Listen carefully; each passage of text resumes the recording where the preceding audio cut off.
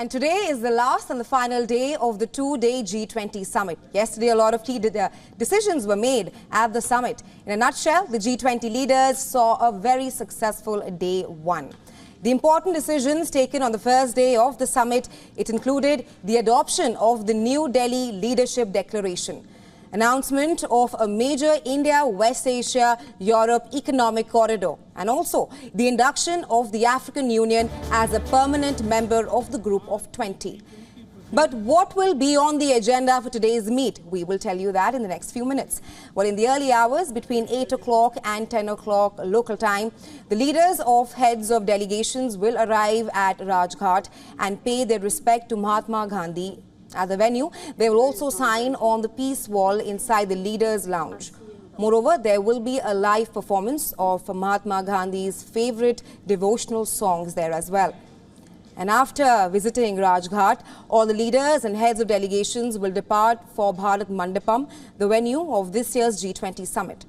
Well, at the Bharat Mandapam, there will be a symbolic tree plantation event.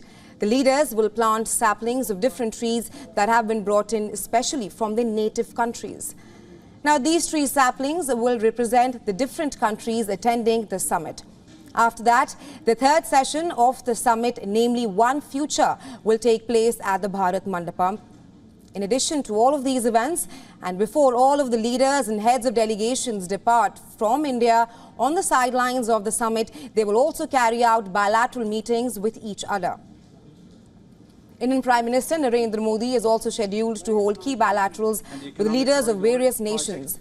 These include France, Comoros, Turkey, UAE, South Korea, Brazil and Nigeria. Canadian Prime Minister Justin Trudeau will also have a pull-aside with Prime Minister Modi on the sidelines of the G20 Summit. And both of these are huge steps. Laying foundations that will... And the Economic Corridor project, which is thank those who worked with us to reach this founding. And it is day two of the G20 Summit. We saw major decisions being taken on day one of the G20 Summit, which was also importantly the consensus on the New Delhi Declaration. Well, today the leaders will be visiting Rajghat in just a few hours from now, after which they will be taking part in the third and the final session of the G20 Summit, which is on the theme One Future. Well, not only this, there will also be a slew of bilaterals that will also take place on the sidelines of the G20 Summit here in India's national capital, New Delhi.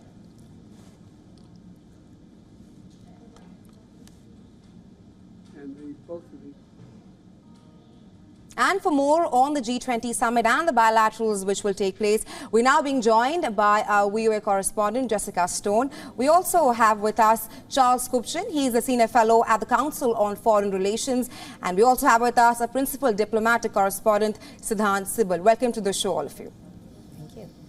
Well, Jessica, my first question is for you. It was indeed a power-packed day one of the summit. The leaders of the Group of 20 or 21, if I must say, they adopted the New Delhi Declaration. What are some of the long-term changes that the New Delhi G20 Summit will bring on the table? Well, there's clearly a focus on being more inclusive thanks to India's leadership. And so we are seeing the culmination of a year's worth of work really on the World Bank, recapitalizing it, changing the way some of the payments are made and the arrangements that are on offer. And that's a big victory for President Biden. He certainly has been very supportive of that, literally choosing a new World Bank president in order to accomplish some of those objectives. And we see that with the inclusion, of course, with the African Union as well. Absolutely, Jessica. Coming to you, Siddhant, what were the factors that helped New Delhi reach this unanimous consensus which we saw take place yesterday? Well, it's a big secret. While yesterday we saw the Indian Sherpas saying that the talks were ruthless and tense, it looks like that everyone in the end came to support New Delhi. The fact that there is a substantive para on Ukraine, which also mentions about the UN Charter, and of course a change when it comes to position from Bali, shows how New Delhi has a major diplomatic clout and was able to bring diverse warring factions together. But essentially, when it comes to this joint statement, it's not just about Ukraine, it's also about the Indian imprint on the global governance. Several declarations, roadmaps, when it comes to roadmaps which are decided under the Indian presidency, have been included under the joint statement, and this outcome document as well, this joint statement with a lot of outcomes, is one of the maximum number of outcomes achieved under presidency of any country. But largely India will be focusing also on several other things as to how this joint statement now goes into making sure that there is practical cooperation when it comes to G20 countries, whether it's the issue of terrorism, whether it's the issue of cryptocurrency, or whether it's the issue of climate change. Absolutely, Siddhant. Quite a win for Indian diplomacy right here. Mr. Charles, coming to you, like Jessica and Siddhant have been talking about the key big takeaways from day one of the G20 summit. What stood out especially for you when it comes to India-US relations? Well, in many respects, I think the G20 is getting back to its origins, a body that is supposed to look at long-term development issues, deal with the question of investment in debt in the developing world. And we see some big advances here. One is this new corridor that was announced, clearly, I think, meant to be a competitor to China's Belt and Road. Membership of the African Union in the G20 is a very important step forward, putting an African voice at the table, just like the European Union has a voice at the table. And then there were significant advances in the whole question of debt, development, food shortages in many parts of the global south. These are significant accomplishments. I do think that it's noticeable that very little was said about Ukraine. It's the elephant in the room. And that's because you couldn't get a consensus to say more than there is suffering going on.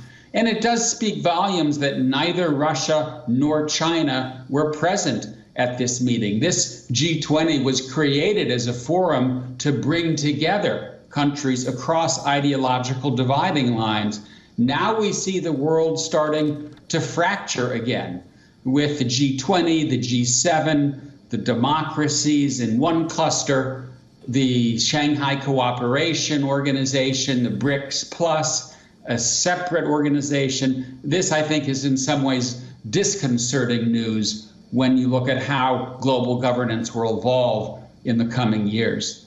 Absolutely, Mr. Charles. I was just coming to that. And my next question is for you, Jessica, that the New Delhi Declaration has called for peace in Ukraine.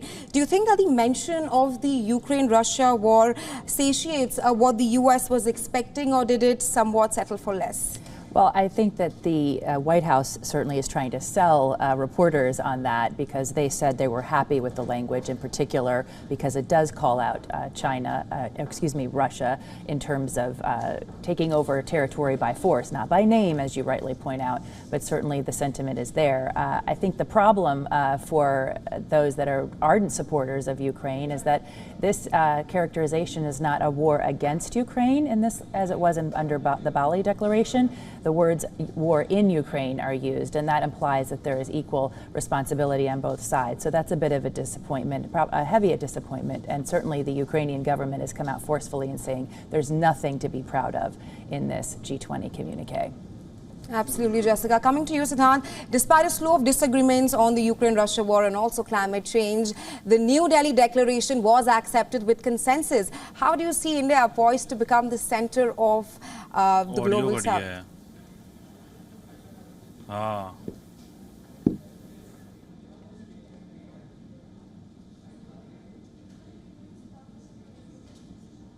Right. I would like to ask this question to you, Mr. Charles. Now, despite a slew of disagreements on the Ukraine-Russia war and also climate change that we've been discussing right here in WION, the New Delhi Declaration was accepted with consensus. How do you see India poised to become the center of the changing geopolitical world order in today's time? Well, I think it would be premature to say that India is at the center of this new world that we're headed toward. But clearly it is taking its seat at the table as a major power. And I do think it's interesting that India, along with many other countries in the G20, are not clearly aligning themselves either with the Western democracies or with Russia and China. They are essentially navigating this new division and saying, we don't want to choose sides, we will broker better relations between these two sides. And I think what we're seeing here is a sign of things to come. A world where there may be a new era of East-West rivalry, but many countries with India at the lead not taking sides, but charting what one could call a new era of non-alignment. Just a follow-up to that, Mr. Charles, and why do you think that the G7 and the P5 nations accepted the toned-down version on the Ukraine-Russia war at the G20 New Delhi declaration? I think it was simply because it was the most that the U.S. and other supporters of Ukraine could get. And they said it's better to say something than to say nothing. But it is a disappointment when you compare the statement to the statement that came out of Bali, as Jessica said. But again, I think it's better to have a declaration, to say as much as you can, to fill in the blanks with these other major accomplishments. And so the United States may not have been completely satisfied with the outcome, but it was the best that it could get when it comes to forging consensus among what is a very wide range of countries. All right, coming to you, Jessica, coming to one of the key outcomes of day one of the G20 summit was obviously the announcement to build a rail and a shipping corridor linking India, West Asia, Europe. While unveiling the project, Biden clearly said it was a big deal. How significant is this for America? Well, it's very significant in terms of the objective of creating more sustainable infrastructure projects, of also linking the economies in order to create less conflict and more peaceful opportunities going forward. I think the interesting thing, too, is that when I talk about sustainable development, this is a corridor that is going to have hydrogen, data, cables and all kinds of commerce that can go through what sort of was an ancient road. I don't want to say the ancient Silk Road, but this is these are traditional trade routes that are being reestablished in some cases. But in order to really assess whether or not or how this compares to the Belt and Road Initiative, we really don't have a sense of the scale of this project as compared to some of the large Belt and Road initiatives. It is, however, a very ambitious project, especially for the United States to be involved in, and one that I know that President Biden and Prime Minister Modi very much closely work together to achieve. Absolutely, Jessica. Siddhant, coming to you, what is on the agenda on day two of the G20 summit? Talk to us also about the symbolic tree plantation, which will also take place in just a few hours from now. Well, the big focus will be the visit to Rajghat. Then there is the session as well. This is the one family session. And also, we know that number of bilaterals are slated with Turkey, with Comoros, and pull aside with the Canadian Prime Minister. Also a luncheon with the French President. But essentially, when it comes to Rajghat, the homage will be paid to the father of the nation, Mahatma Gandhi. We know that every G20 presidency has this important photo op moment. We saw that in Bali, we saw that in Rome, and New Delhi is no different. So the day starts with those visuals, but essentially India will be focusing today on how the New Delhi consensus, which India achieved yesterday, can be taken forward from various issues, climate change, cryptocurrency, whether it's the issue of global governance as well. But nonetheless, today the big focus remains on the bilaterals.